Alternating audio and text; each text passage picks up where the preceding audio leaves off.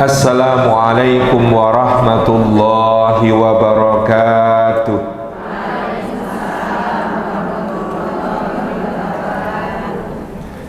Alhamdulillahi haqqa hamdih, alhamdulillahi hamdan katsiran tayyiban mubarakan fi.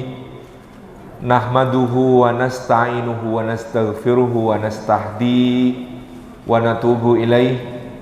Wa la na'budu illa iyyahu wa natawakkalu alaih. Allahumma fasalli wa sallim wa barik ala sayyidina Muhammadin wa ala alihi wa ala ashabihi wa dhurriyyatihi wa man sara ala nahjihi wa sanna bi sunnatihi wa ihtada bi hadihi ila yaumi liqa'i rabbih, amma ba'd. Hadratal fadil, hadratal mukarramin, segenap pimpinan dan pengurus Arafah Community, ibu-ibu semua, anggota Majelis Kajian Arafah Community, beserta seluruh hadirin, mas-mas dan hadirat yang dimuliakan Allah Subhanahu wa taala. Puji syukur kita aturkan kehadirat Allah, monggo Bapak, atas limpahan karunia-Nya pada kesempatan pagi ini kita dihimpun dalam majelis ilmu.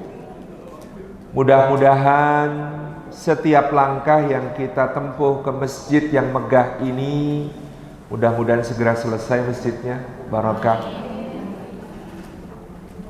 Tiap tapaknya menggugurkan dosa-dosa kita, meninggikan derajat di sisi Allah Subhanahu wa ta'ala, dan menjadi pemudah jalan kita semua menuju surga. Serta duduk kita semua termasuk taman di antara taman-taman surga, tempat Allah mencurah-curahkan rahmatnya, menaungkan sayap-sayap malaikatnya, menurunkan sakinah ke dalam hati kita, dan menyebut-nyebut nama kita semua dengan bangga pada makhluk-makhluk mulia yang ada di sisinya. Amin, Allahumma amin. Ibu-ibu yang dirahmati oleh Allah Subhanahu wa ta'ala, bulan Rajab ditandai satu peristiwa istimewa dalam sirah nabawiyah, seperti riwayat yang masyhur sampai kepada kita, yakni Isra dan Mi'rajnya Rasulullah sallallahu alaihi wa alihi wa sahbihi wasallam. Kami di Sahabat Al-Aqsa juga menjadikan bulan Rajab sebagai bulan syiar cinta kita kepada Masjidil Aqsa.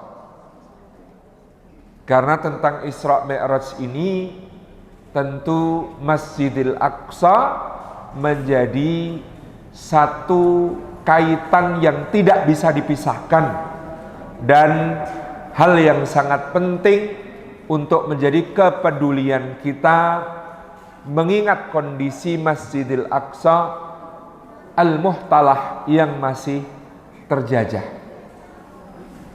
Mudah-mudahan Allah mengaruniakan kepada kita kesempatan nanti untuk bisa salat di Masjidil Aqsa dalam keadaan merdeka dan mulia. Di dalam suratul Isra ayat yang pertama, Allah menggunakan tasbih untuk mengajak kita memuliakan dan mengagungkan asma-Nya. Dia Jalla Jalaluhu berfirman, a'udzubillahi minasyaitonir rajim, bismillahirrahmanirrahim, subhanalladzi asra bi'abdihi lailan minal masjidil harami ilal masjidil aqsa alladzi barakna haulahu linuriyahu min ayatina. Maha suci Allah yang telah memperjalankan hambanya pada satu malam. Kata Isra itu sudah menunjukkan perjalanannya malam. Tetapi Allah menggunakan kata lailan untuk meneguhkan makna bahwa perjalanan itu terjadi pada malam hari. Dan Nabi SAW pada malam tersebut didatangi oleh dua malaikat yang mulia, Jibril dan Mikail alaihimassalam, dibawa ke dekat mata air Zam-Zam dan dibedahlah dada beliau untuk yang kedua kali. Yang pertama dahulu ketika beliau masih berusia sekitar 4 atau 5 tahun di perkampungan Bani Sa'ad ketika berada dalam asuhan Halimatus Sa'diyah. Dahulu yang dikeluarkan al-ghil wal hasad. Dari dada beliau dikeluarkan al-ghil wal hasad. Dendam, sakit hati, sensitifan, gampang baper dan dengki. Karena dulu anak yatim. Maka Allah memerintahkan Jibril dan Mikail alaihimassalam untuk mengeluarkan dari dada Rasulullah SAW kecil itu segala rasa ghil, gampang baperan, tersinggungan, mudah sakit hati, mudah mendendam, dan juga al-hasad, mudah iri, mudah dengki, nggak seneng lihat orang lain susah, seneng susah lihat orang lain seneng, seneng lihat orang lain susah. Itu dibersihkan. Itulah kenapa Allah mengatakan alam nasyrah laka sadrak. Bukankah kami telah melapangkan untukmu dadamu. Jadi lapang dada itu kalau kita berhasil membersihkan al-ghil wal hasad. Membersihkan dari dalam diri kita perasaan gampang tersinggungan, gampang sensitifan, gampang baperan, gampang mendendam. Karena orang yang memelihara sifat ghil itu akan menjadi orang yang paling tidak bahagia di dunia. Kesulitan kita untuk memaafkan membuat hari-hari kita menjadi susah. Kalau tidak hati-hati, apalagi dendamnya sama orang baik.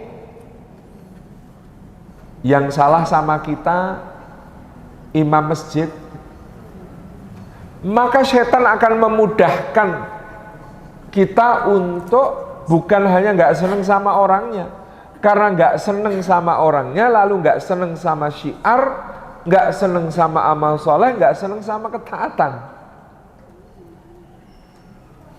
Wah, kok mboten teng masjid mas?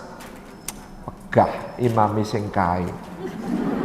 Duwe salah roh aku rong jaluk ngapura. Gara-gara tidak suka karena belum memaafkan, menjadikan tidak sholat berjamaah. Titik ekstrimnya adalah namanya Abdullah bin Ubay bin Salul. Kenapa dia menjadi tokoh munafik? Menjadi pemimpin di dalam menggerogoti Islam dari dalam, menggunting dalam lipatan, jadi musuh dalam selimut. Kenapa kira-kira Bu? Karena dendam sama Rasulullah SAW. Dulu ada suku Aus, suku Khazraj di Madinah, berperang selama bertahun-tahun, lalu mereka sepakat damai. Ketika sepakat damai, mereka menyepakati sesuk nek awake dhewe damai, kita tunjuk seorang pemimpin. Siapa pemimpinnya? Yang suka traktir-traktir kita itu loh. Yang suka di rumahnya bikin jamuan-jamuan itu loh. Namanya siapa? Abdullah bin Ubay bin Salul. Lalu sudah disiapkan singgasana, disiapkan mahkota, tepat Hamin sekian hari sebelum dia dinobatkan jadi raja, Rasulullah SAW rawuh dari Mekah ke Madinah hijrah. Karena ada Rasulullah SAW, orang Madinah sampai lupa bahwa mereka mau mengangkat raja yang namanya Abdullah bin Ubay bin Salul. Kata mereka, awake dhewe wis ndek nabi kok rasa ngangkat rajawe, rasa sida. Gara-gara dia cancel jadi raja karena kedatangan Rasulullah sallallahu alaihi wasallam, Abdullah bin Ubay bin Salul memusuhi Islam sampai mati. Na'udzubillahi min dzalik. Padahal Rasulullah sudah berusaha untuk menempatkan Abdullah bin Ubay bin Salul dalam sebaik-baik kedudukan. Oh, sahabat-sahabat utama dari Mekah aja nggak diajak rapat, Abdullah bin Ubay selalu diajak rapat, nggak pernah ketinggalan. Didudukkan seakan-akan sebagai wakil beliau karena dialah tokoh di Madinah.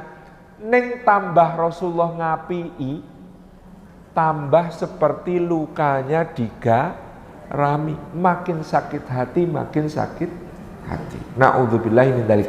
Itu titik ekstrim kalau tidak mudah memaafkan. Makanya kita ini banyak berdoa, Rabbana ighfir lana wa li ikhwanina alladzina sabaquna bil iman. Apa lanjutnya? Wala taj'al fi qulubina ghillal lil ladzina amanu. Ya Allah, ampunilah kami dan saudara-saudara kami yang mendahului kami dalam keimanan, dan janganlah Engkau menjadikan di hati kami ghil, gampang dendam, gampang sakit hati, gampang tersinggungan, gampang baperan kepada sesama mukmin. Ya Allah, Engkau maha lembut dan maha penyayang. Ini doa penting, Bu. Kalau bisa hafal. Hafal nih? Oh, belum. Nanti dicari doa agar tidak ghil gitu, Rabbana ighfir lana wa li ikhwanina alladzina sabaquna bil iman wa la taj'al fi qulubina ghillal lil ladzina amanu. Rabbana innaka raufur rahim. Pun hafal? Oke. Rabbana ighfir lana wa li ikhwanina alladzina. Angel ya? Kedawan ya? Wa li ikhwanina alladzina sabaquna bil iman wala taj'al fi qulubina ghillal lil ladzina amanu. Rabbana innaka raufur rahim. Sekali lagi ya. Rabbana ighfir lana wa li ikhwanina alladzina sabaquna bil iman wala taj'al fi qulubina ghillal lil ladzina amanu. Rabbana innaka raufur rahim. Ada yang merekam, nanti share di grup, Bu. Ya, maksudnya yang merekam doanya pendek ben gampang hafal, nanti dimasukkan ke grup, Ini Masya Allah doa penting supados kita nggak gampang baperan, gampang sakit hati, gampang mendendam, karena tadi dampaknya bisa bahaya. Ustaz, saya memaafkan tapi nggak bisa melupakan. Boleh, niku nggih normal. Tapi ya jangan terlalu dalam memikirkan dia, soalnya dia nggak memikirkan kamu. Nah, kita ini suka mikirkan orang yang berbuat salah sama kita, padahal dia nggak pernah mikirin kita kan rugi. Oke. Ini ya Rasulullah SAW itu juga pernah menyampaikan ketika Wahsy minta maaf. Kenapa Wahsy minta maaf? Waktu itu Wahsy masuk Islam ketika Fathu Mekah, dan Wahsy ini dulu di perang Uhud tahun ketiga Hijriah membunuh Sayyidina Hamzah bin Abdul Muthalib, pamannya Rasulullah. Bunuhnya juga tidak dengan cara kesatria, tapi dilempar lembing dari kejauhan. Lembing itu tombak pendek yang tajam, diincer, sembunyi dari kejauhan, lempar kena dada, tembus jantungnya Sayyidina Hamzah. Kemudian Wahsy menyeret jasad Hamzah untuk dibedah, dadanya diambil, jantungnya diberikan kepada Hindun binti Utbah untuk dikunyah-kunyah karena dendam Hindun. Maka Nabi SAW sangat sedih. Ketika Wahsy minta maaf, beliau mengatakan, wahai Wahsy, keislamanmu sudah menghapus semua dosamu dan aku pun memaafkanmu. Tetapi kalau bisa, kalau kamu mampu, jangan tampakkan wajahmu ke hadapanku. Enggak, kata Nabi SAW, aku enggak benci kamu. Aku cuma kalau lihat kamu jadi sedih karena ingat Hamzah. Wis tak ngapura. Ning nek kowe iso, kalau kamu ketemu menghindar. Nek iso aja nganti aku weruh raimu. Soalnya kenapa? Soalnya kalau lihat wajahmu saya ingat sama Sayyidina Hamzah terus sedih. Nah, ini artinya yang seperti ini tuh manusia. Maka cenange letat walek gini ku. Enggak apa-apa, enggak dilupakan itu enggak apa-apa. Yang penting jangan sampai mengganggu hati kita. Tuh. Jangan kebahagiaan kita terenggut gara-gara dia, rugi kita. Gitu, gitu.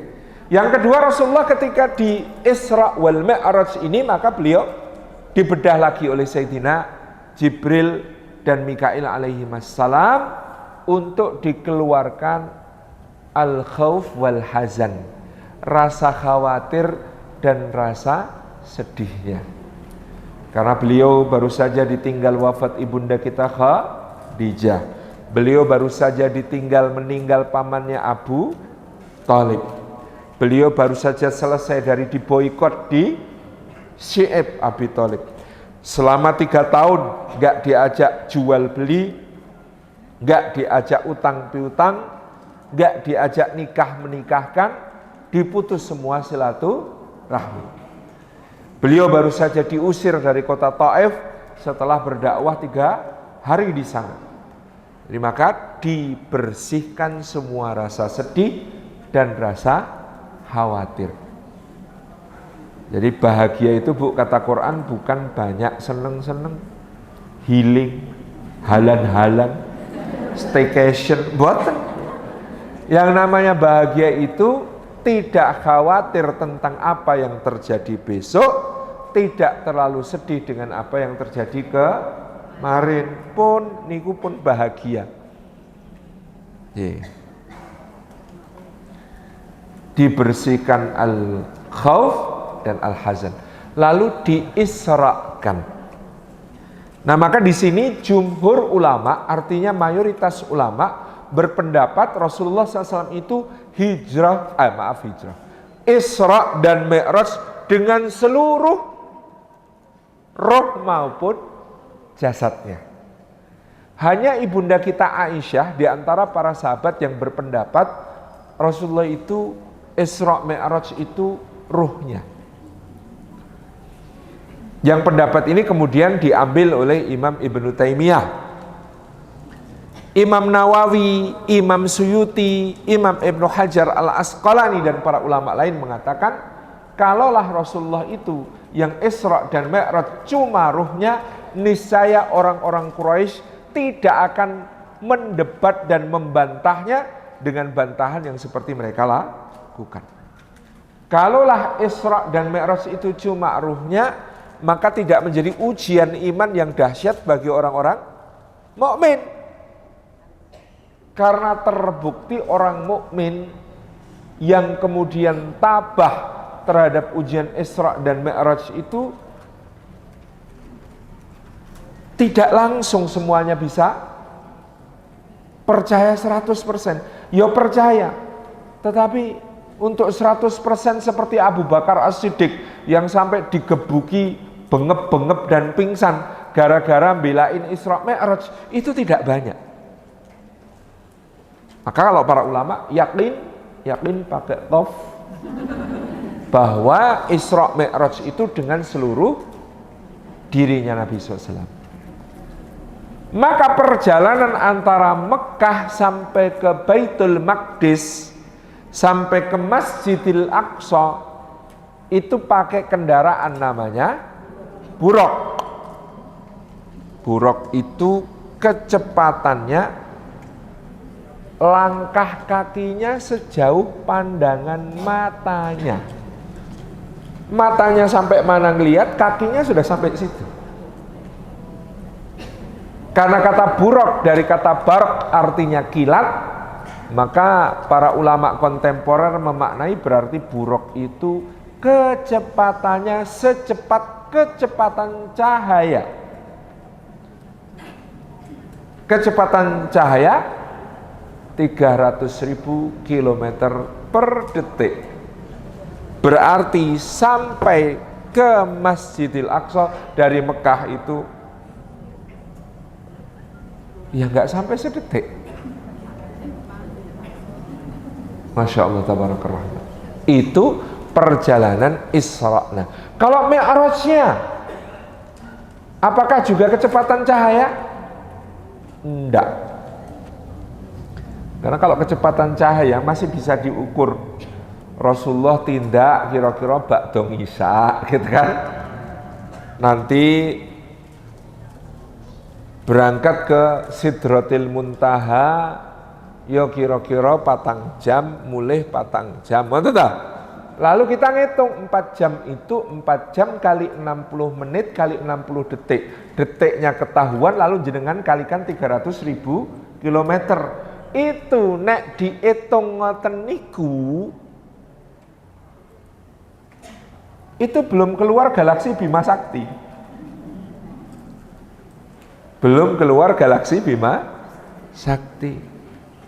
Maka dari itu ya kita sebagai orang beriman meyakini Mi'raj itu tidak bisa dita'akuli, tidak bisa dihitung-hitung pakai ilmu fisika dan matematika.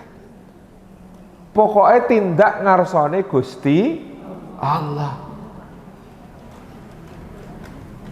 Maka inilah keimanan kita tentang Isra wal Mi'raj. Jadi kalau Isra-nya masih bisa dihitung karena buruknya kecepatan cahaya, jarak antara Mekah dengan Baitul Maqdis ada hitungannya. Itu berarti waktunya masih bisa dihitung. Tetapi kalau Mi'raj-nya tidak. Kita tidak perlu ngitung-ngitung pakai ilmu matematika ataupun fisika. Itu bagian dari keimanan kita kepada Allah. Karena take off-nya di Baitul Maqdis sesudah Rasulullah SAW mengimani semua nabi dan rasul sholat di sana. Loh katanya perintah sholat itu pas Isra Mi'raj Pak Ustaz.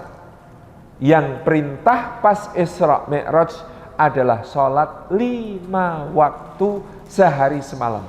Adapun sholat sudah ada sejak Rasulullah pertama mendapatkan wahyu. Dalilnya masuk Islamnya Sayyidina Ali bin Abi Thalib itu karena melihat Rasulullah dan Khadijah melaksanakan sholat. Jadi ketika Jibril menurunkan wahyu kepada Nabi SAW, itu sudah diajarkan kepada beliau SAW tata cara beribadah kepada Allah yang disebut sholat. Hanya saja sholat yang awal diperintahkan kepada Nabi Sallallahu Alaihi Wasallam adalah sholat malam. Demikian menurut keterangan sebagian besar ulama. Atau ada yang mengatakan sholatnya waktunya tidak seperti yang kita ketahui sekarang, dengan dalil suratil Isra, aqimis sholata liduluki syamsi ila ghasaqil laili wa qur'anal fajri. Dirikanlah sholat karena dulukus syams, bergesernya matahari dari titik tengah, ila ghasaqil laili, menuju kepada datangnya malam yang gelap, wa qur'anal fajri, dan dirikanlah sholat dengan membaca Al-Quran pada waktu fajar. Ini yang sebagian kemudian memaknai berarti dulu sholat itu 3 waktu. Waktu telu. Wallahu a'lam bissawab. Dulu kita tidak mengetahui seperti apa sholat yang diperintahkan sebelum Isra wal Mi'raj. Tetapi sudah ada sholat. Bahkan Nabi dan Rasul sebelum Rasulullah Muhammad SAW juga sudah sholat, sehingga mereka mengetahui syariat sholat ketika Rasulullah menjadi imam di Baitul Maqdis. Kalau menjadi imam dari para Nabi dan Rasul berarti makmumnya berapa jumlahnya Ibu? Berapa jumlah makmumnya? 24. Kok sidik? Berapa jumlah Nabi dan Rasul?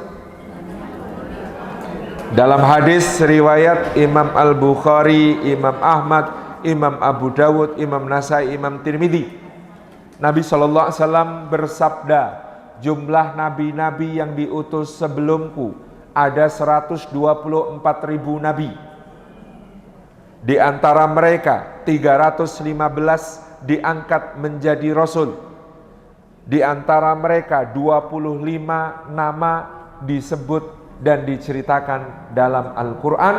Di antara mereka 5 orang disebut oleh Allah sebagai para rasul ulul azmi, yaitu Nuh, Ibrahim, Musa, Isa, dan Muhammad sallallahu alaihi wasallam. Pinten Bu? 124.000 nabi sepanjang sejarah. Oh kadang ya Pak Ustaz, kadang. Sebelum Rasulullah itu sudah diangkat oleh Allah 124.000 nabi. Dari 124.000 nabi ada 315 orang diangkat menjadi rasul. Apa bedanya nabi sama rasul? Kalau nabi itu mendapat wahyu dari Allah Subhanahu wa taala, dia diperintahkan Allah untuk membimbing dirinya dan umat di sekitarnya, dan umat di sekitarnya itu sudah kondusif, baik-baik saja, beriman dan mengenal Allah. Tapi kalau rasul itu diangkat Allah membawa risalah, karena apa? Umat di sekitarnya sudah bubrah, menyimpang, menyembah berhala, mempersekutukan Allah, maka itu disebut rasul. Maka dengan definisi ini, menurut para ulama, nabi pertama itu Nabi Adam, tapi rasul pertama itu Nabi Nuh alaihi salam. Karena kalau Nabi Adam, Nabi Idris itu keluarganya, orang-orang di sekitarnya, masyarakatnya masih kenal Gusti Allah, masih bertauhid kepada Allah. Tapi begitu Nabi Nuh sudah mulai nyembah berhala umatnya ini, maka dia seorang rasul. Contoh nabi-nabi yang lain mana Ustadz, kok katanya banyak sekali? Contohnya nabi-nabi Bani Israel. Musa, Harun itu nabi dan rasul. Tapi Yusya, muridnya Nabi Musa, itu sekedar nabi. Yusya itu bahasa Bibelnya Joshua. Bahasa Qur'annya Yusya, bahasa Arabnya Yusya, bahasa Bibelnya Joshua, tapi bukan yang diobok-obok. Ada nabi namanya Daniel, ada nabi namanya Yehezkiel, ada nabi namanya Yeremia, ada nabi namanya Elia. Nabinya banyak sekali. Itu bagian dari nabi-nabi tadi. Semua nabi-nabi itu bermakmum kepada Nabi Muhammad sallallahu alaihi wasallam sebelum Rasulullah take off menuju ke Sidratil Muntaha menghadap Allah Subhanahu wa ta'ala. Jadi Isra Mi'raj ini memang perkaranya dari awal tentang sholat. Karena bahkan sebelum menghadap Allah, Nabi SAW diperintahkan mengimami para nabi dan para rasul semuanya untuk sholat.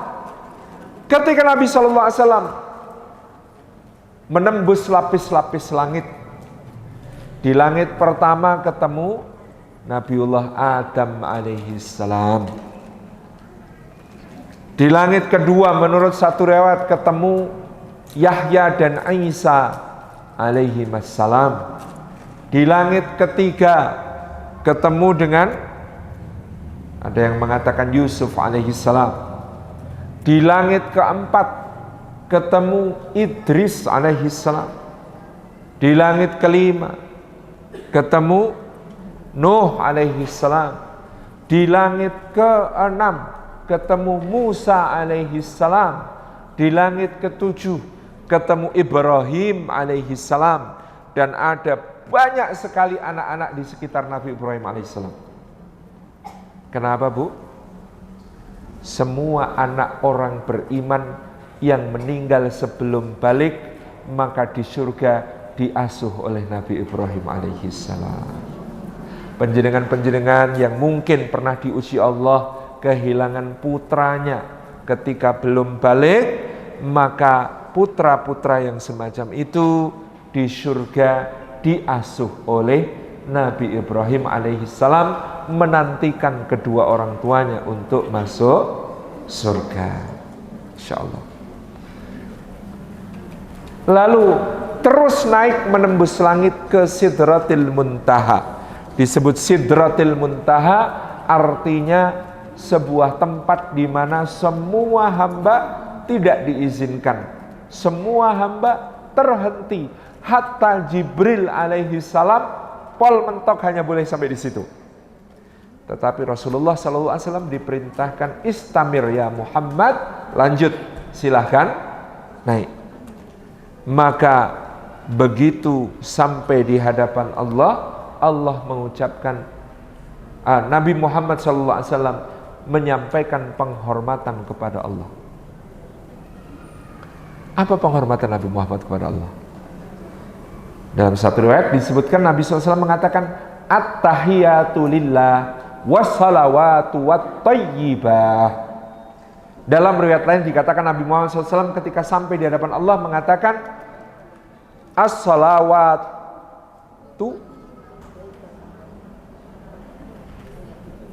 at-tahiyatul mubarakatus salawatut thayyibatu lillah.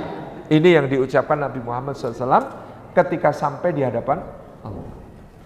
Maka Allah menjawab, apa jawaban Allah?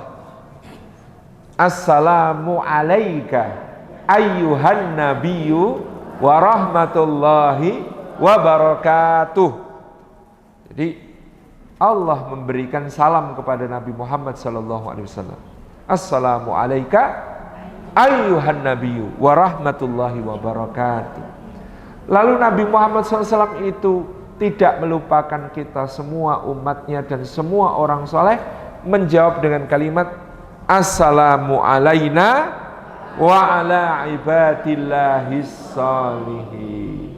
Jadi bacaan kita saat tasyahud itu berasal dari penghormatan Nabi Muhammad SAW yang dijawab salam oleh Allah, dan Nabi SAW pun menyambut salam tersebut. Lagi-lagi soal salat. Nanti perintah Allah kepada Nabinya SAW juga tentang ibadah sholat. Berapa kali Bu? 50. 50. Bu, nah 50 itu juk kepiye? Mesti ibu-ibu sholatnya juk cepet. Sami Allahu Akbar. Langsung. Karena saking banyak. Ketika turun, ternyata memang watak nabi-nabi, para rasul yang mulia itu beda-beda. Di antara nabi-nabi yang kepo itu Nabi Musa. Ya Muhammad, tadi kamu diperintahkan apa? Saya membawa perintah untuk umat saya agar sholat 50 kali sehari semalam. Hah? Are you sure? Mosok 50? Gak akan kuat umatmu. Umatku aja loh yang lebih besar-besar, lebih kuat, gak akan mampu diperintahkan kayak begitu. Ya Muhammad, tenang, aku sarankan balik, minta rusuh, mintalah keringanan. 50 itu keberatan. Masya Allah ya. Nanti kita kalau di surga, Insya Allah ketemu Nabi Musa, nanti kita ucapkan jazakallahu khairan, gitu ya. Sepakat ya.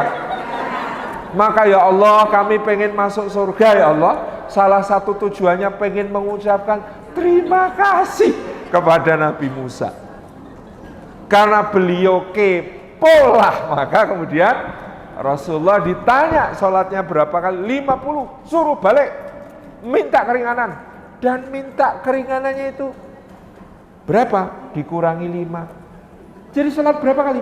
45. Enggak kuat. Balik sana. Sampai bolak-balik tinggal 5. Ketika tinggal 5, Musa alaihissalam masih mengatakan, itu 5 juga berat loh. Apalagi yang subuh, itu lagi ngantuk. Duhur juga lagi PW itu. Asar itu pasti lagi sibuk-sibuknya macem-macem. Maghrib sinetronnya baru tayang. Balik ya Muhammad, minta keringanan lagi. Siapa tahu diskon lagi jadi 0. Kata Nabi Muhammad SAW, aku sudah malu. Walaupun lingsem, mosok jaluk diskon terus. Tenan loh Muhammad, tenan loh. Itu masih abot loh. Tidak apa-apa, bismillah gitu. Akhirnya turunlah beliau SAW. Ternyata benar Nabi Musa, apa benar Nabi Muhammad Bu? 5 itu berat apa ringan Bu? Ternyata kok masih berat aja gitu ya. Masya Allah. Tapi Bu, apa yang kemudian Nabi Musa jadi cemburu?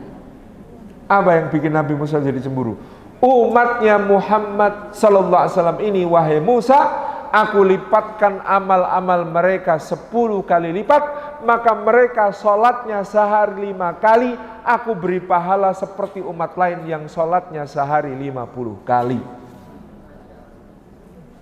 Kata Musa, mbok saya jadikan umatnya Nabi Muhammad aja kalau gitu ya Allah. Enak temen, sholat cuma 5 kali setara dengan umat lain sholat 50 kali. Enak ini umatnya Muhammad. Iya, nanti soal puasa juga begitu. Mereka puasa 30 hari Ramadan ditambah 6 hari bulan Syawal sunnah, maka aku anggap, kata Allah, puasa setahun penuh. Setahun penuh berapa hari Bu? 360, berarti lipat berapa kali? 10 kali juga. Jadi umatnya Muhammad puasa Ramadan plus puasa sunnah Syawal senilai dengan umat lain puasa setahun penuh. Maka lagi-lagi Musa alaihissalam mengatakan, mbok saya diturunkan ke dunia lagi ya Allah, jadi umatnya Muhammad sallallahu alaihi wasallam ya Allah pun terima. Seneng kula. Allah ya ndak iso. Kamu ini pemimpinnya Bani Israel. Nanti ketika yaumil mahsyar, Rasulullah SAW berbangga dengan jumlah umat yang banyak, tapi ternyata juga ada umat yang datang bagaikan awan-awan berarak, dan itu adalah umatnya Nabi Musa alaihissalam. Masya Allah, tabarak. Jadi gitu ya Bu, enaknya umat Nabi Muhammad sallallahu alaihi wasallam dilipatkan 10 kali. Maka apakah kita yang sudah diberikan keringanan dan keringanan itu tetap dilipatkan 10 kali lipat ini sudah sejauh mana di dalam memperhatikan perkara salat?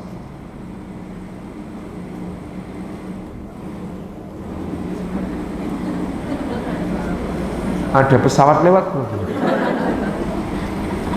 Oh ini isyarat waktu tinggal beberapa menit. Oh betul. J, inilah Isra Mi'raj. Maka perkara penting yang sangat penting untuk diperhatikan adalah soal sholat. Di dalam surah Thaha, Allah Subhanahu wa taala mengatakan wa'mur ahlaka bis-salati wastabir 'alaiha. Wa'mur, dan perintahkanlah ahlaka, keluargamu, bis-salati, untuk mendirikan salat. Jadi salat ini perkara yang mengikat kita dan seluruh keluarga kita. Tidak perlu dijelaskan lagi keutamaannya salat. Dia adalah yang membedakan seorang mukmin dengan orang yang tidak beriman. Batas antara keislaman dan kekufuran. Dia adalah perkara pertama yang akan dihisab oleh Allah Subhanahu wa taala di akhirat.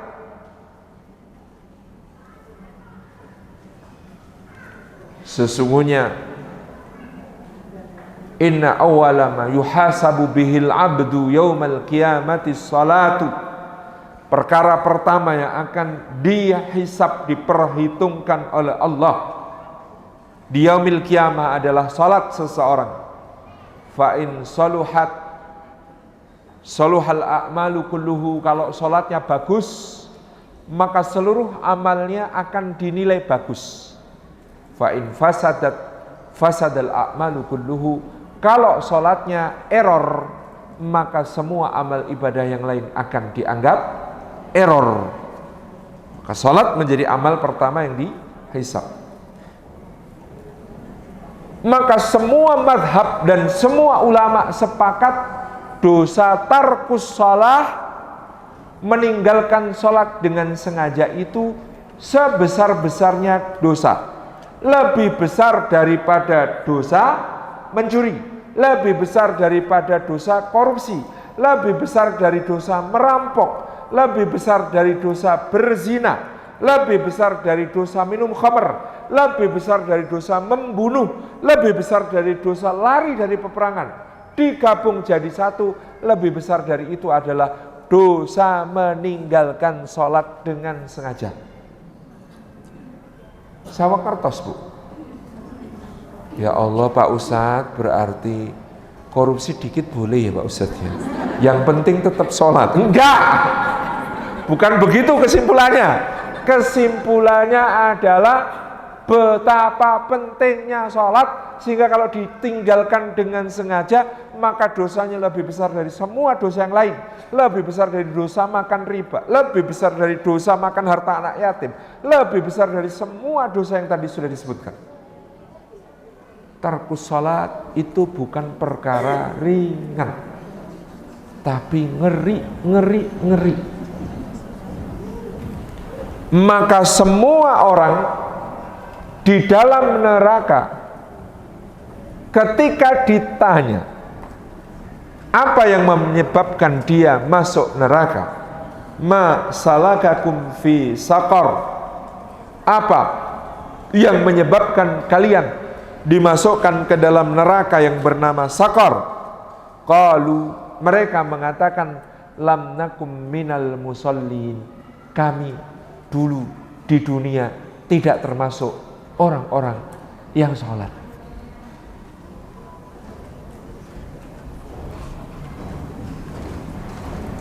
Ini penting. Maka sholat itu aimaduddin, tiangnya agama. Siapa yang menegakkan sholat, tegak agamanya. Siapa yang meninggalkan sholat, ambruk agamanya. Perumpamaan Rasulullah SAW tentang sholat. Wa man tarakaha faqad hadamaddin. Pokoknya penjenengan dalam keadaan apapun sholat. Pak Ustadz suka ragu kalau pas habis haid itu udah suci beneran belum untuk sholat. Kadang-kadang menyepelekan, Bu. Mandinya besok aja, kayaknya belum bersih-bersih amat. Kayaknya, jangan kayaknya, dicek betulan. Cara ngeceknya gimana? Cara ngeceknya pakai kapas. Kalau kapas dicekkan, caranya gimana? Ojo takon wong lanang. Kalau dengan kapas dicek warnanya kok masih coklat, kotor, merah, memang berarti belum suci, belum bersih. Tapi kalau sudah tidak berbekas atau bening, maka sudah harus segera mandi untuk sholat. Waduh Mas Ustadz, baru tahu kalau gitu itu sudah jam 5:15 menjelang maghrib. Enggak apa-apa, mandi segera sholat asar. Karena sudah suci, sudah kebebanan sholat asar. Ini penting.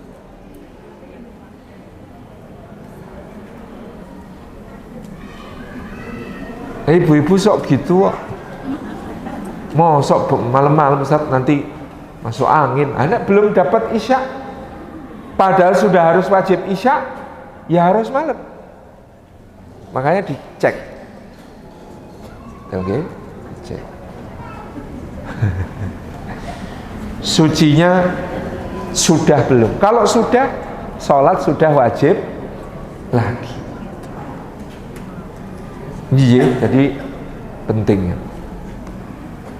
Wa'mur ahlaka bis-sholati, dan perintahkan keluargamu untuk sholat.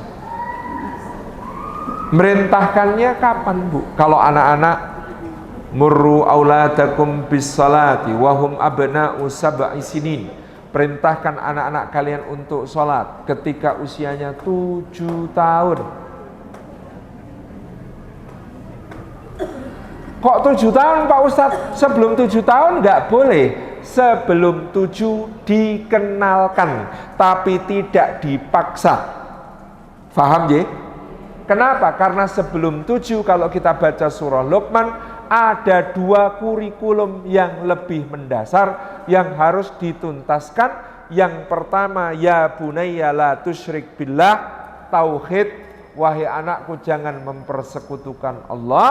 Yang kedua, ya bunayya innaha intakum mithqala habbah, artinya muraqabatullah, mengenalkan kepada anak bahwa Allah selalu mengawasi dan membalas amal perbuatan baik maupun buruk.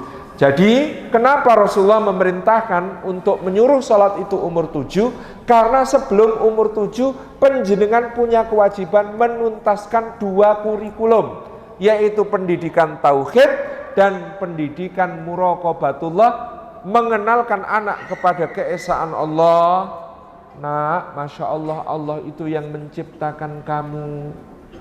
Hidungmu yang bangir ini ciptaan Allah. Ada lubangnya 2, bisa untuk narik nafas. Udara masuk lewat tenggorokan, masuk ke paru-paru, di paru-paru dititipkan kepada darah, diedarkan ke seluruh tubuh, menjadi kehidupan bagi kita.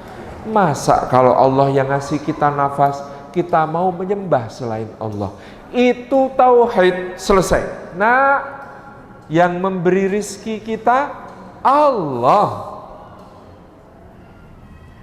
Meskipun snack untuk pembicara itu agak menyiksa, iso nyawang, ora iso mangan. Gitu ge. Tetapi Allah yang memberi kita rizki, nak, memberi kita makanan yang lezat, memberi kita minuman yang sejuk, sampai membawakan udara yang menguap di lautan menjadi awan-awan yang berarak. Awan itu tertiup ke pegunungan, lalu turun sebagai hujan, tidak langsung jatuh ke tanah. Cobalah tengok dahan dan ranting pohon dan kebun basah semua, gitu kan? Terus masuk ke dalam tanah, menyusup sampai ke celah-celah batu, sampai memancar sebagai mata air. Ketika memancar sebagai mata air, ada pabrik yang nadai. Pabriknya itu memasukkannya ke dalam botol. Ketika diminum pakai Bismillahirrahmanirrahim, maka kayak ada manis-manisnya. Masya Allah. Maka nak, mana mungkin kita menyembah selain Allah? Tauhid dulu. Yang kedua muraqabatullah. Nak, kalau kamu mengerjakan kebaikan, nak, meskipun bunda nggak lihat, bunda nggak bisa meluk dan nyium kamu, ayah nggak lihat, ayah nggak bisa jempolin kamu, teman-teman nggak lihat, nggak bisa muji-muji kamu, kagum sama kamu, bu guru, ustadzah nggak lihat, nggak bisa mengapresiasi kamu. Tapi yang penting Allah lihat, lakukan, nak, kalau itu baik. Karena Allah nanti pasti membalas kebaikan dengan kebaikan, dan balasan Allah lebih indah dari ciuman dan pelukan bunda, lebih indah daripada kebanggaan ayah, lebih indah dari kekaguman teman-teman, lebih indah daripada hadiah dari ustadz dan ustadzah. Itu kurikulum kedua. Baru masuk kurikulum ketiga. Nak, sholat, nak, ya bunayya aqimis sholat, nak, tegakkan sholat. Soalnya apa, Bu? Kalau dua yang tadi belum beres, disuruh sholat, belum paham sholat itu untuk apa. Ngaten nggih? Tapi kalau dua tadi kurikulum tadi beres, ora sah dikongkon, mangkat dhewe disii bapake. Anak saya kalau sudah adzan gegeran. Sarungku mana? Sarungku mana? Sajadahku mana? Sajadahku mana? Aku mau wudu, tolong nyalain lampu kamar mandi. Bingung. Karena sudah memahami, sudah waktunya salat. Pak Ustadz, gimana nih, anak saya itu sudah sejak kecil saya kenalkan sholat, tapi sekarang 10 tahun kok malah mau sholat. Loh, emangnya sejak umur berapa, Bu, dikenalkan sholat? Umur 2 tahun sudah saya belikan mukena, Pak Ustadz. Pertanyaannya, Bu, ketika dia umur 3 tahun, 4 tahun, lagi agak usil-usilnya itu, terus ibu lagi sholat, dia gangguin, nginjek kepala, menek ke punggung, jadiin kuda-kudaan, narik-narik rukuh. Ketika dia gangguin ibu di umur 3 tahun, 4 tahun, waktu ibu sholat, ibu apa itu? Oh, saya marahi, Ustaz. Ini sholat, dek, lagi sholat itu lagi ibadah, dosa besar bagi orang sholat. Bahkan kata anaknya, saya juga waktu ibu sholat saya gangguin, saya dicubit, Pak Ustaz. Hah? Sholat bisa nyambil cubit? Menarik. Karena kita tidak, dalam kutip, tidak ramah mengenalkan sholat kepada anak, anak taunya sholat itu mengerikan. Kenapa kok mengerikan? Ibu saya kalau sholat jadi galak. Sholatnya sambil cemberut sama saya. Habis sholat saya dimarahi. Ternyata kita yang tidak sesuai sunnah Nabi SAW. Nanti dalam kitab-kitab fikih ada bahasan sholat sambil gendong anak kecil. Karena Nabi SAW itu kalau sholat kadang-kadang sambil gendong Umamah binti Abil As, cucu perempuan kesayangan putranya Abul As bin Rabi' dan Sayyidah Zainab. Itu kalau Nabi sholat bahkan ngimami di Masjid Nabawi, Umamah digendong, ketika rukuk diletakkan, iktidal diambil lagi ditempatkan di pundak, sujud ditaruh lagi, duduk antara dua sujud di pangku. Sampai begitu Nabi SAW memperlakukan cucu ketika sholat. Makanya cucunya seneng sholat. Apalagi Hasan Husain. Pernah kejadian Rasulullah lagi sholat ngimami di Masjid Nabawi, sujudnya lama banget, gak bangun-bangun. Kata Ibnu Abbas yang menceritakan peristiwa itu, kami para sahabat sudah berpikir yang bukan-bukan tentang Rasulullah. Apa maksudnya berpikir yang bukan-bukan? Jangan-jangan Rasulullah wafat pas sholat ini, kok gak tangi-tangi. Ibnu Abbas karena masih kecil ngindek, masih hidup, maklum sepupu, gitu ya, ngeliatin. Ternyata apa? Di punggung Rasulullah ada Husain, cucu, yang mungkin waktu itu umurnya 3-4 tahun itu, menjadikan Rasulullah kuda-kudaan, hiya, tepuk-tepuk, gitu ya, hiya. Dan Rasulullah sujud terus. Beda sama kita. Nek kita lagi sujud, anaknya naik ke punggung, piye carane ben keplorot. Iya enggak? Iya, kita lagi sholat sujud, anaknya menek, mesti piye carane ben keplorot. Enggak, Rasulullah dipertahankan posisi sampai anak itu puas main dan turun sendiri. Perhatikan. Wah, dangu niku le salat Pak Ustaz. Ora apa-apa diukai dongane. Mudah-mudahan anaknya jadi anak saleh. Diukai dongane nek itu berarti Allah mengirim anak kita untuk menyuruh kita sujudnya agak lama. Biasanya soalnya kaya nyucuk. Ini sama Allah disuruh nebus. Biasanya le sujud cepet kaya pitik notol gabah. Iki sujudnya sing rada suwe karena dikirimi anak tadi. Maka ndak apa-apa. Sujud. Itulah kenapa Sayyidina Husain, apalagi putranya Ali Zainal Abidin, sampai nanti cicitnya yang namanya Ja'far As-Shadiq, itu semuanya digelari As-Sajjad, orang yang banyak sujudnya. Turun temurun menjadi orang yang senang sujud. Soalnya waktu kecil punya kenangan manis soal sujud, kena ditumpahi. Sujud itu bagus, sujud itu keren, karena waktu kecil sujud kuwi kena ditumpahi. Gedene dadi orang yang suka sujud. Wastabir alaiha, perintahkan keluargamu sholat dan bersabarlah dalam nyuruh sholat. Saya bukan cuma anak PR-nya, bojo barang. Sampai saya sok bilang sama suami saya, lelaki soleh itu sholat di masjid, Mas. Kalau lelaki kok sholatnya di rumah, itu namanya lelaki solihah. Sampai suaminya marah gitu. Sabar, Bu. Maklum, rongkulino.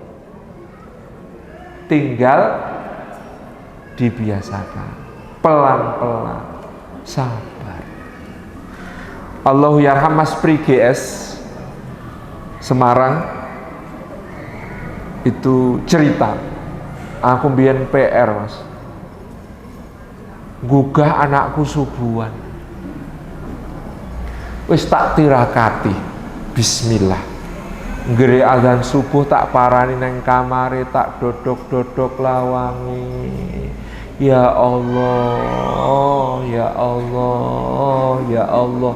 Sing tak dodok kuwi dudu lawange ning atine. Sing iso ndodhok ati mung Gusti Allah. Mula aku nek ndodhok lawang karo Gusti Allah, Gusti Allah, Gusti Allah. Suwe-suwe lawange ora oleh dikunci. Tak kandhani le, kowe kepengin salat subuh tepat waktu. Nggih, Pak. Nek ngono lawangmu aja mbok kunci yo nek bengi. Engko subuh tak gugah. Nggih, Pak. Akhirnya pintunya tidak dikunci. Pertama membangunkan. Subuh lho. Anake tangi karena belajar tapak suci, langsung bapaknya ditendang diel. Refleks. Tak terima ke jari Mas Pri, aku ora nesu, aku ora bentak minta kandhani le ayo subuh, bapakmu ayo ditangekke gek ayo gek subuh. Lama-lama dielus-elus nek gugah niku dibisikkir kupinge, didungani ngoten. Alhamdulillah suwe-suwe iso subuhan. Ning satu saat jari Mas Pri, aku sing telatangi ana tamu ngejak ngobrol nganti jam 1. Aku keturun neng ruang tamu ngledak. Subuh-subuh kok pipiku anget-anget. Digajul-gajul karo anak lanang digugah, Pak subuh Pak, Pak subuh Pak. Sabar. Aku leng gugah nganggo tangan tak elus-elus. Iki aku digugah nganggo sikil. Sabar gitu ya. Masya Allah, suka dukanya wastabir alaiha, bersabar dalam menegakkan sholat di dalam keluarga. Sebabnya apa, Bu? Sholat itu penjaga. Gusti Allah janji, inna sholata tanha anil fasyai wal munkar. Sholat itu mencegah yang keji dan yang mungkar. Anak kita itu sekarang ancamannya, bojo kita juga, itu ya dua itu, keji dan mungkar. Kalau keji niku urusan nih kali syahwat, syah yang paling gawat. Kalau mungkar niku urusan nih karo haknya orang lain. Nek syahwat itu perut dan bawah perut.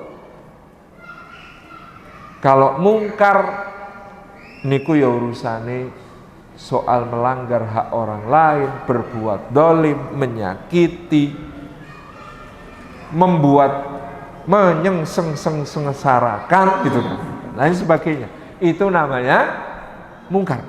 Perkara yang kemudian tidak dilihat orang sebagai kebaikan, itu mungkar.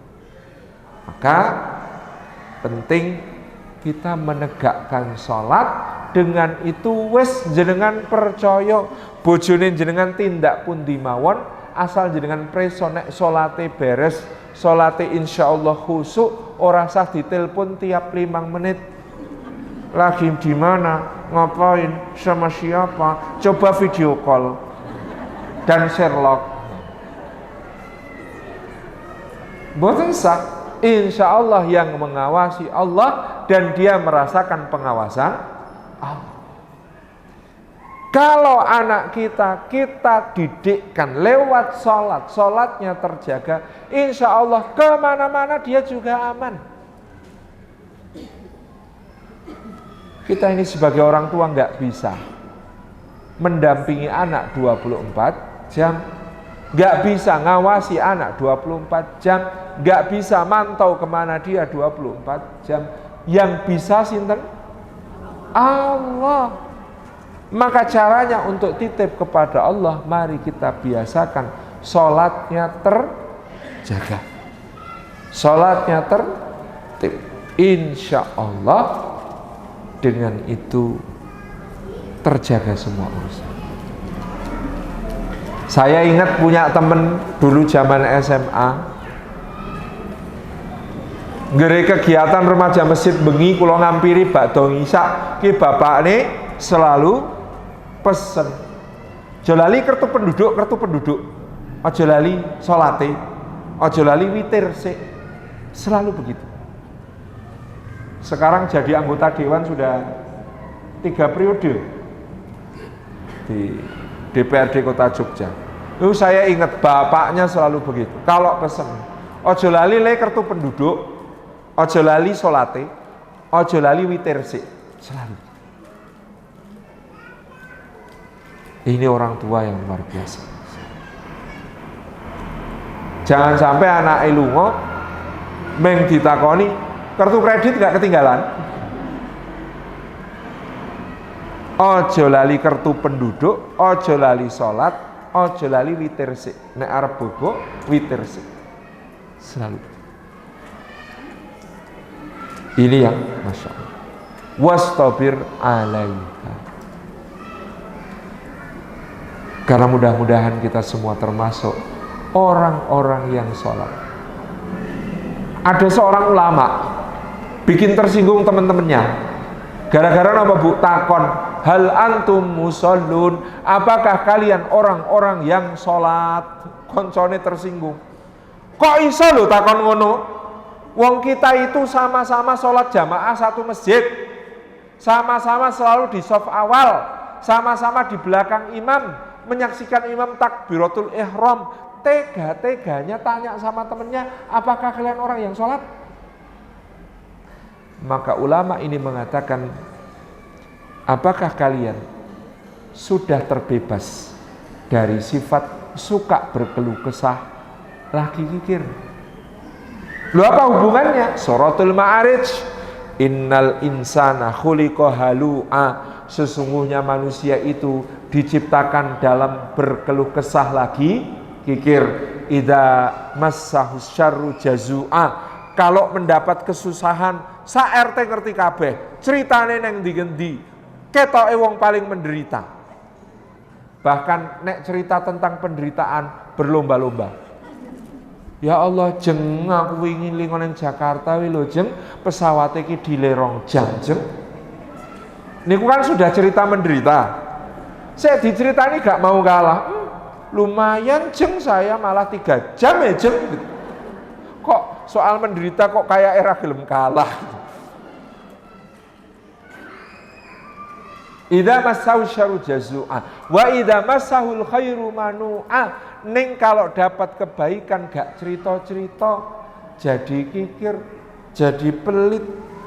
Jeng katanya kemarin dapat arisan. Alah, yang namanya arisan itu kan cuma uang kita balik lagi toh jeng, gitu aja. Tapi gede kan jeng arisannya.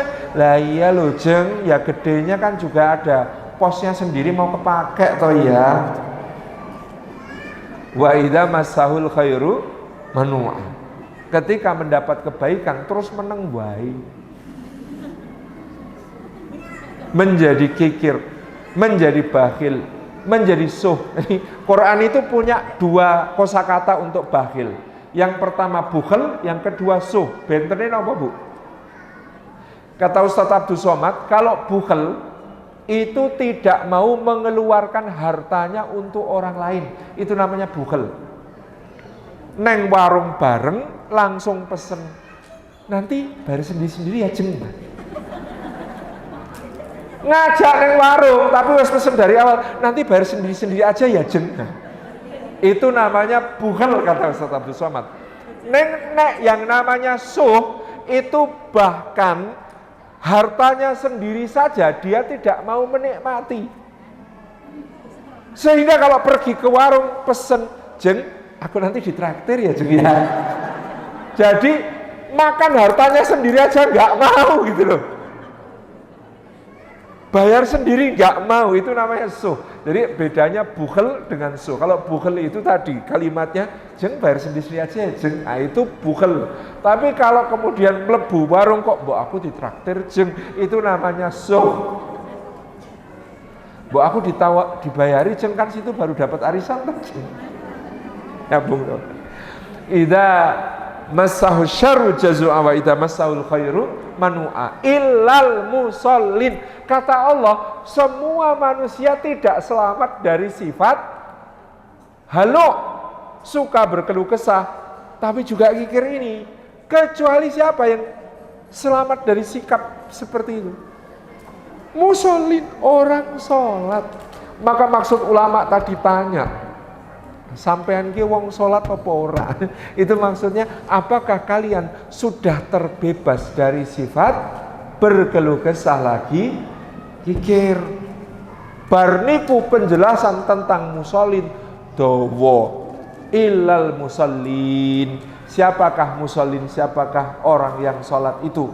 Alladzina hum ala salatihim daimun. Orang yang sholatnya dawam, belum selesai subuh sudah kepingin duhur, belum selesai duhur sudah kangen asar, belum selesai asar sudah rindu maghrib, dan seterusnya. Itu namanya sholatnya dawam terus menerus. Walladzina fi amwalihim haqqun ma'lum lis-sa'ili wal mahrum. Dan orang yang di dalam hartanya ada hak yang diketahui untuk yang minta dan tidak minta-minta. Jadi yang membutuhkan dan yang berhak atas harta kita itu ada dua macam. Ada yang minta, Bu, datang bawa amplop, bawa sumbangan, bawa proposal, itu namanya minta. Atau nyadong, itu namanya minta.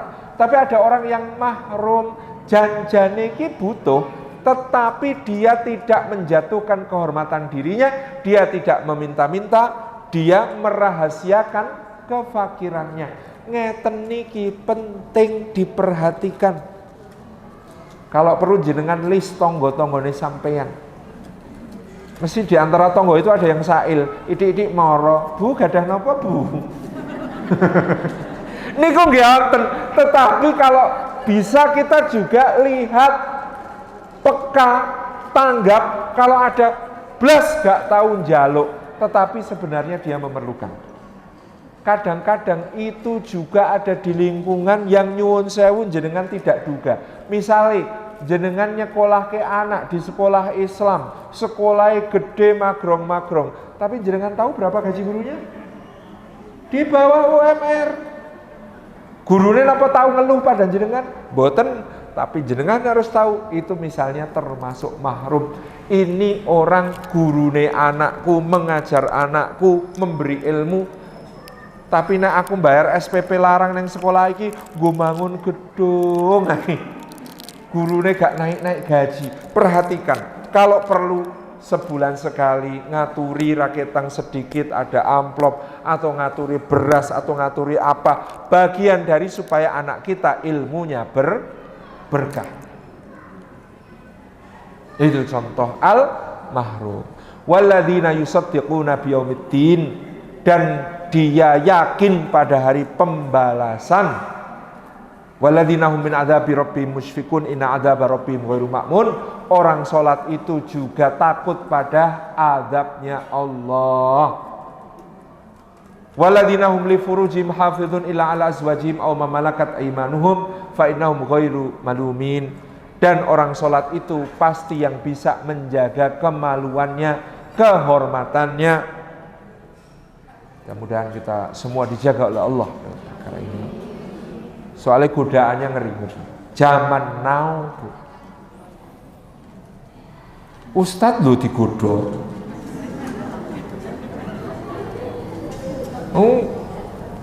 Pasang story gendong anak kok di reply.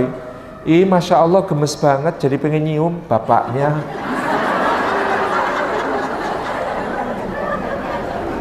Untung nggak lagi hilaf, kalau lagi hilaf kan ada nomor WA. Pengalaman, Bu. Alhamdulillah saya berkoordinasi dengan istri terus tak blokir gitu. Ini bahaya dunia, gitu ya. Illa ala azwajihim aw ma malakat aymanuhum. Pokoknya godaan boleh ada, tapi selesai di tempat yang halal. Rasulullah itu pernah memberi contoh. Keluar dari rumah ibunda kita Zainab dalam keadaan rambutnya basah, netes-netes bekas mandi jinabah. Ketemu para sahabat lalu ngendiko, kalau kalian, wahai para lelaki, salah seorang di antara kalian bertemu dengan wanita yang dijadikan setan sebagai penggoda baginya, lalu dia tertarik pada wanita itu, maka hendaklah dia pulang menemui istrinya, karena pada istrinya terdapat segala sesuatu yang ada pada wanita itu, hanya saja lebih suci dan berpahala. Jadi suami setia itu bukan nggak pernah tergoda, tapi kalau tergoda pulang. Maka ibu-ibu kalau dikode jangan bantah. Contoh kode, Mi mbak sana ke salon muslimah, Mi anak-anak biar sama aku. Jangan dijawab. Gak lihat apa? Rumah berantakan, cucian numpuk segitu banyak, piring gelas kotor semua, belum sempat beres-beres, belum sempat masak, malah disuruh ke salon. Jangan dijawab begitu. Yang penting kan ada budgetnya. Kenapa, Bu? Barangkali suami itu melihat godaannya itu, ya Allah, bintang 5. Memalingkan muka kepada yang halal, ternyata yang halal kaki 5. Kan jadi jomplang gitu loh. Ya Allah, saya mau mentaati perintahmu supaya tidak jatuh ke dalam dosa. Tapi kenapa yang halal seperti ini, ya Allah? Kan tadi ngasih kode.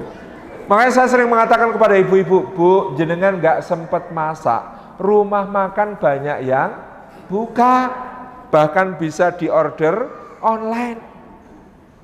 Jenengan gak sempat nyuci, laundry sekarang kiloan, ada layanan antar jemput. Jenengan gak bisa beresin rumah, nyuruh tetangga yang duafa dikasih duit, dia seneng. Tapi soal yang satu itu, suami jenengan tidak boleh minta bantuan orang lain. Leres ya? Leres, gak boleh minta bantuan orang lain.